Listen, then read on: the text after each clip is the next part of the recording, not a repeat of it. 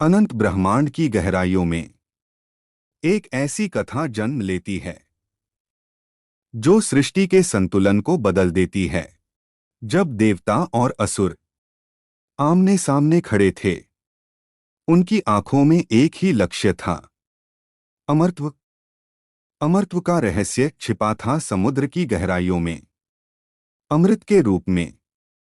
और तब लिया गया निर्णय, समुद्र मंथन का, एक ऐसा कार्य जो ब्रह्मांड को हिला देने वाला था। मंदराचल पर्वत को बनाया गया मंथन का आधार, एक विशाल शक्ति का प्रतीक, और वासुकी नाग को बनाया गया रस्सी जिसकी पकड़ में थी अपार ऊर्जा। देव और असुर अपनी पूरी शक्ति से मंथन करने लगे। समुद्र गरज उठा, लेकिन अचानक पर्वत समुद्र में डूबने लगा, मानो सब कुछ समाप्त हो जाएगा।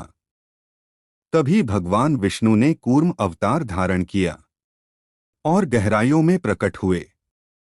उन्होंने अपनी विशाल पीठ पर पर्वत को संभाल लिया और संतुलन स्थापित किया।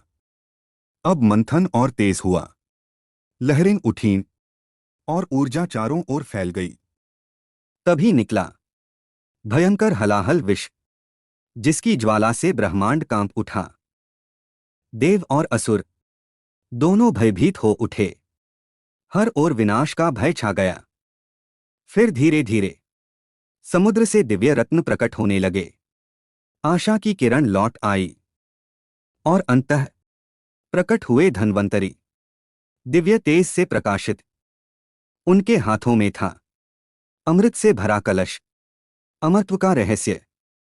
अमृत को देखकर देव और असुरों में भयंकर संघर्ष छिड़ गया। तब भगवान विष्णु ने मोहिनी रूप धारण किया, एक अद्भुत मायावी स्वरूप। उनकी सुंदरता और मोहिनी शक्ति ने असुरों को पूरी तरह मोहित कर लिया। और इसी अवसर पर देवताओं को अमृत पिलाया जाने लगा।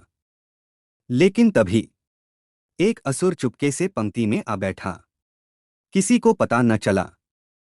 वह था स्वरभानु, जिसने देवता का रूप धारण कर लिया था। जैसे ही उसे अमृत मिला, उसने तुरंत उसे पी लिया। लेकिन सूर्य और चंद्र उसकी चाल समझ गए और तुरंत संकेत दिया।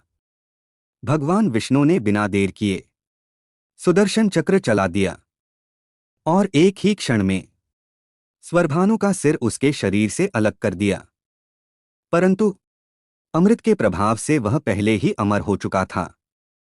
उसका सिर राहु बन गया, एक अमर छाया ग्रह, और उसका धड़ केतु बन गया, रहस्यमयी और शक्तिशाली। तभी से राहु और केतु सूर्य और चंद्र से बदला लेते हैं, और जब भी उन्हें निगलते हैं तब होता है ग्रहण।